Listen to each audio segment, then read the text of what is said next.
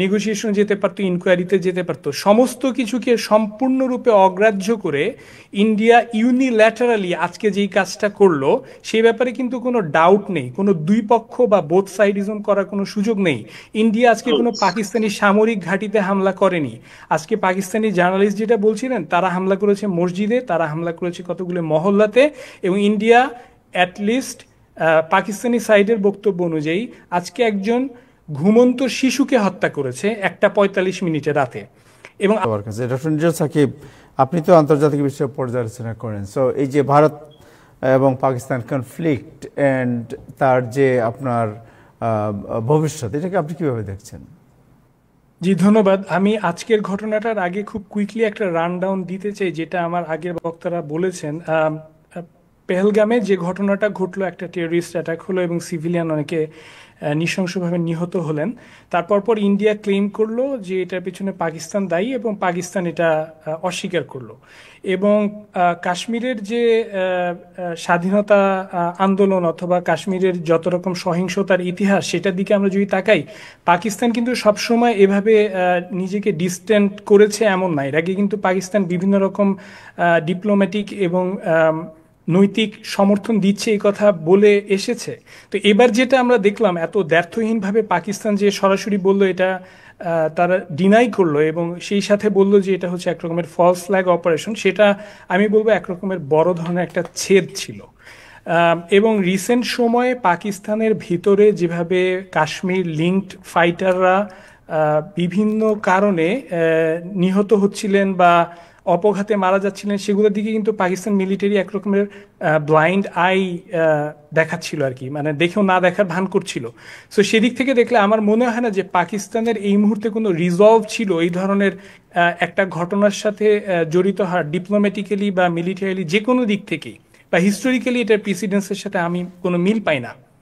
এবং আচ্ছা ঠিক আছে, ইন্ডিয়া ক্লেম করলো এটার পেছনে পাকিস্তান দায়ী। ইন্ডিয়া ইউএনের ল অনুযায়ী বিভিন্ন রকম সংস্থার কাছে যেতে পারতো, বিভিন্ন রকম মিডিয়েশনের দিকে যেতে পারতো।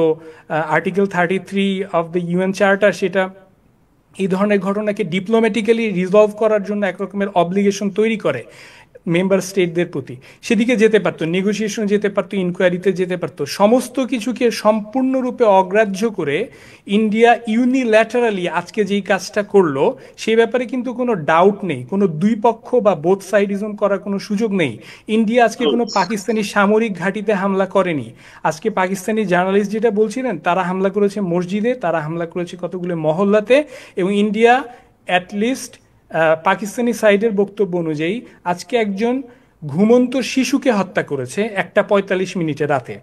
এবং আজকে রাতে ইন্ডিয়া হচ্ছে অ্যাগ্রেসর, এবং এটা একটা clear flagrant violation of the territorial integrity of Pakistan. এবং ইন্ডিয়া আজকে সিভিলিয়ানদেরকে হত্যা করেছে, অ্যাটলিস্ট প্রাথমিক যা খবর দেখা যাচ্ছে তাতে। তাহলে ইন্ডিয়ান স্টেটের সাথে টেরোরিস্টদের তফাৎটা কি দাঁড়ালো? একটা স্টেট সরাসরি কিভাবে একই ধরনের কাজ করে যেটা টেরোরিস্টরা করে।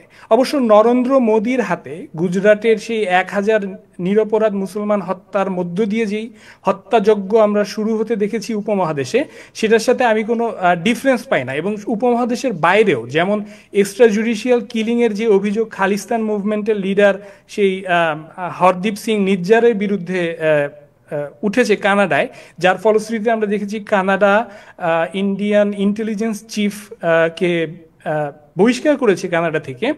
এবং একই সাথে পাকিস্তান এবং চাইনিজ বিভিন্ন নিউজ সোর্সেস অভিযোগ করে থাকে যে পাকিস্তানের ভেতরে যে সিপিইসি করিডোর, সেখানে যে বিভিন্ন রকমের সন্ত্রাসবাদী হামলা প্রায়ই আমরা হতে দেখি, সেটার পিছনে ইন্ডিয়ান অপারেটিভদের হাত আছে।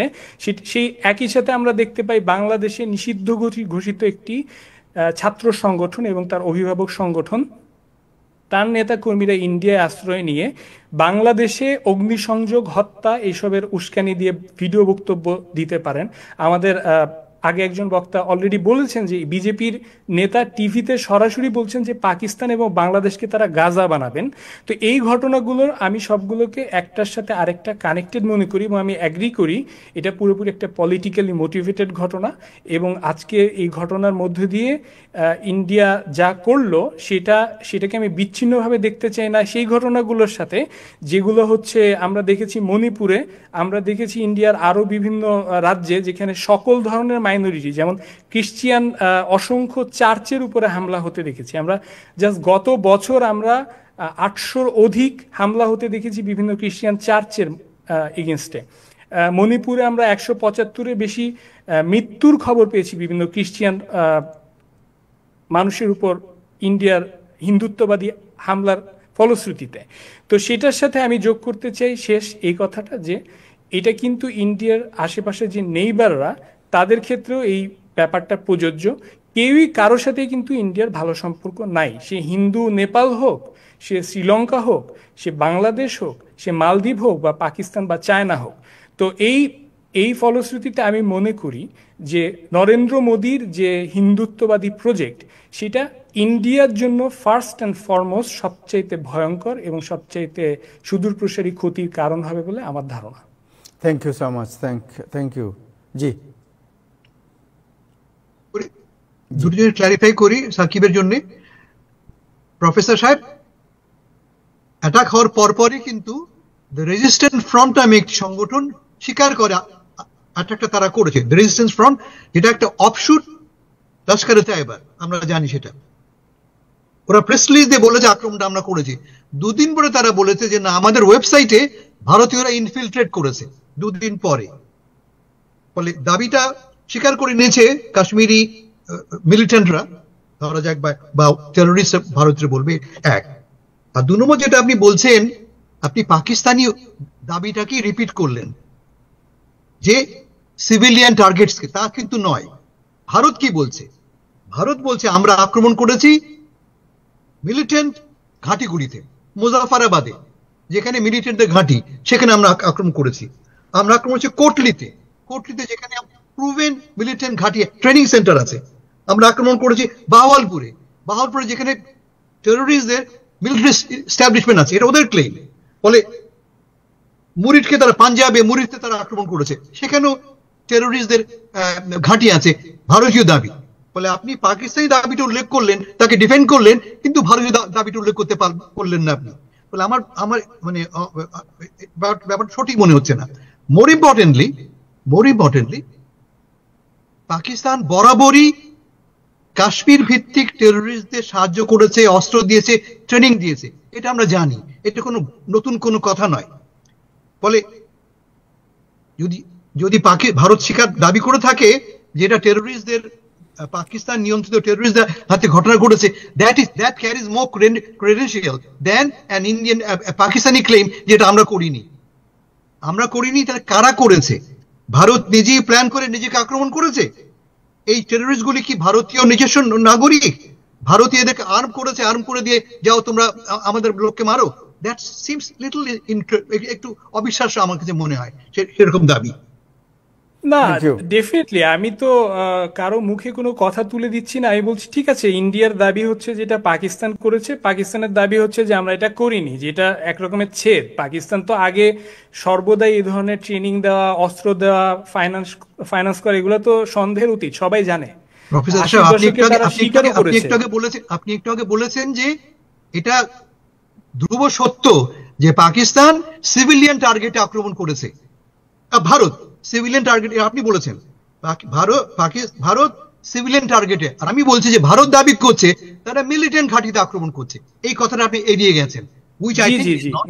না, অ্যাবসলিউটলি না। অফকোর্স ইন্ডিয়ার দাবি তো এইখানে যে তারা টেরোরিস্ট ঘাঁটিতে আক্রমণ করেছে। তার আগের দাবি হচ্ছে পাকিস্তানি টেরোরিস্টরা আমার দেশের ভেতরে অ্যাটাক করেছে বলেই আমি এইটা রিটালিয়েশন করলাম, রাইট? সো এখন কথা হচ্ছে আমরা এখানে ক্লিয়ারলি একটা ডিসপিউট দেখতে পাচ্ছি। পাকিস্তান বলছে একরকম, ইন্ডিয়া বলছে আরেক রকম। তো ভালো কথা, তাহলে একটা এভিডেন্স নিয়ে আসুক, একটা থার্ড পার্টি নিয়ে আসুক, সুইডেন, সুইজারল্যান্ড, নরওয়ে, হুয়েভার একটা ইউনাইটেড নেশনসের বডি নিয়ে আসুক, যারা এখানে তদন্ত করুক, একটা ফ্যাক্ট ফাইন্ডিং কমিটি যাক এবং সেখানে ইনভেস্টিগেট করুক। তো ইন্ডিয়া তো সেদিকে যাওয়ার কোনো আগ্রহ বা ইন্টারেস্ট দেখায়নি। ইন্ডিয়া ইউনিল্যাটারালি আজকে যে অ্যাটাকটা করলো সেটা তো ইন্ডিয়া কোনো সামরিক ঘাঁটিতে, কোনো এয়ারবেসে পাকিস্তানের অথবা ক্যান্টনমেন্টে অ্যাটাক করেনি, রাইট? তারা অ্যাটাক করেছে এমন, তারা হয়তো ইসরায়েলের ওই যুক্তিটা দিতে পারে যে হ্যাঁ তারা এমবেডেড জনগণের, যেটা আমাদের একটু আগে পাকিস্তানি জার্নালিস্ট বললেন যে একটা মহল্লাতে 5টা মসজিদে অ্যাটাক হয়েছে। তো যদি এখন বলে যে হ্যাঁ মসজিদে শুধু টেরোরিস্টরাই থাকে, এই অ্যাটাক ইন্ডিয়া করতে পারে, এই ক্লেম যেটা ইসরায়েল নর্মালি করে যে এটা সব হিউম্যান শিল্ড, এখানে সব আসলে টেরোরিস্টরা এমবেডেড উইদিন সিভিলিয়ান পপুলেশন, আমাদের কিছু করার নাই, এই ধরনের ক্লেম ইন্ডিয়া করতে পারে।